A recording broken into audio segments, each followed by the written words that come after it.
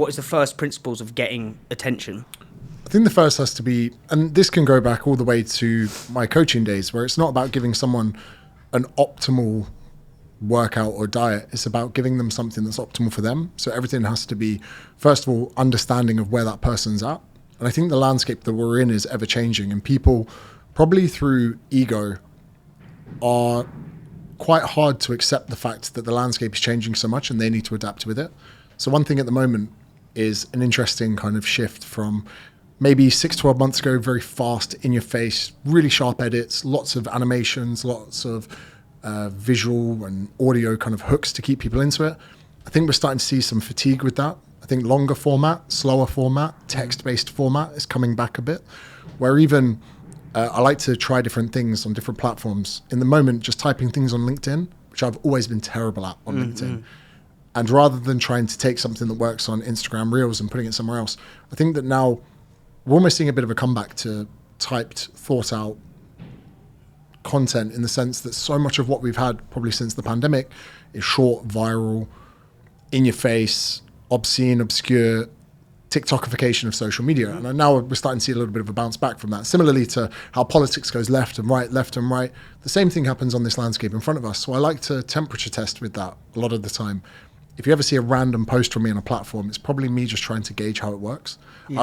I joke around with people and say, when you first start dating a girl, you have no idea what she's into and what she isn't. You kind of have to play around and gauge the response by looking at them. Yeah. And it's the same absolutely everywhere else. And I like to just have a look at those things, try different things out. And even 10 years into this game, I still transparently would say to people, I don't know what's going to work. I have a feeling that this could benefit you. I have a feeling that this could be a good way of doing it. We spoke offline before that even I feel traditional marketing for so many departments is still feeling quite archaic. With, for instance, one creative I was given was almost going to war with coffee for the drink. I said, this is ridiculous. What, as you were working with you had an agency who were giving you creative Just our ideas? socials team within Newtonic was saying, right, okay, yeah. Here's an easy shot. We have 120 milligrams of caffeine and nootropics. That's just 100 milligrams of caffeine. Easy shot. And I'm thinking, do you know what? If I try and portray this anti-coffee, it's not only going to be disingenuous, it's going to be ineffective. So what would be an interesting way to start the content would be to almost semi-shit on the marketing department. So I started a video saying that the marketing department told me that coffee's a bad thing. I ordered a cup of coffee in my hand. I'm like, this is great. This is fantastic. This is a different product to what I'm about to sell you. And I even say to people, and I make money on this. And I think that first hook is a little bit refreshing, a little bit different, a little bit, that makes the change from everyone trying to say their product is superior. And I kind of said to people, you should start your day with coffee. I think if you start your day with a fizzy drink, you're something wrong with you, and your dentist probably won't be too happy. And to take someone on a little journey where you actually were honest in the onset is so different to what we see in traditional media. For instance, the majority of people on TV they're playing a character which is so easy to see as fake. When I'm on TV, they're like, James, welcome to the show this morning. I'm like, whoa. Chill the fuck out. Yeah. Human emotions don't go that high. Even if we're in a bar with all my best mates, we're not like, oh, Dave, fantastic to see you. Then the second they cut to an ad break, the face drops, they're on their phone, checking Twitter. I think there's so much fake stuff out there that just being real with people is almost a hook and a trend in itself, where people go, oh, that's refreshing.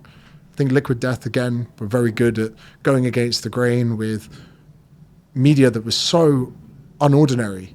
It's like, what, the title or the brand name kind of doesn't make sense. Older people are like, hold on, what did you just say? Then the marketing, the videos they put on YouTube. I mean, they didn't actually promote the drink, they just made viral videos with the drink. And again, that's where I think a lot of brands are maybe taking the wrong avenue. There is a lady in America who is thinking up creative ways to destroy a drink that she works for. And I think her hook is proving a marketing department that I can make better creatives than them. And she drives over the cans, destroys them, does really weird things.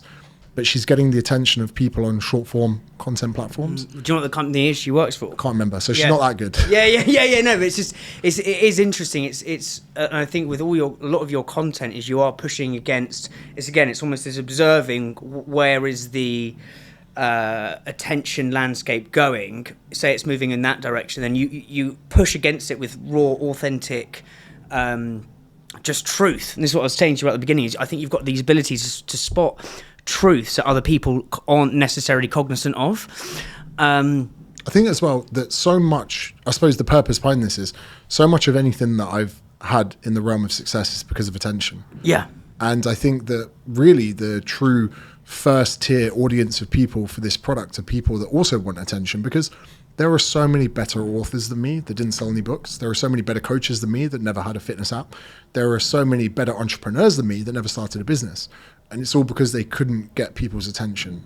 And we're now in a world that when people are filming, editing, even you think about this studio, the fact that we've got professional lighting, good audio, it's all part of getting attention. And that's really where I feel the masterclass that I would like to give to people is that if you can capture someone's attention, everything trickles down towards a business. And there's been traditional old media, paid ads, but now we live in a world where organically, because the majority of all of our sales have been organic to begin with. Yeah, and on Newtonic. Yeah, and I think that in itself is, again, kind of counterintuitive, where people go, oh, just get some paid ads behind it, just do this, just do that. But in a world where you can get attention, again, Chris Williamson, his podcast is just an attention-seeking machine. The guests, the conversations, the clips, all thought out methodically so that when he presents his argument or his clip to a YouTube browse page, out of 8 videos that you see on that page, it's his that you click. It is all about getting the attention of the people that are spending time on social media. A biggest downfall of YouTube is people try to optimize content for search, thinking of it as a search engine, but really YouTube is a browse engine. You want to optimize your titles and thumbnails for people browsing, not searching. Yes. If you were saying how to open a beer bottle with only 2 fingers next time you're camping, that could be, one, it could be something that people could be searching for, how to open a beer bottle. But if you were to then pick something obscure, 99% of people can't open a beer bottle this way. That's something that would capture someone in a browse Yeah. kind of mindset. So yes, having all of these things in mind that really, I bet there are so many products that have been thought of, planned, strategized, but they just lack the attention to grow it. Espressos is sponsored by supply chain software gurus Unleashed.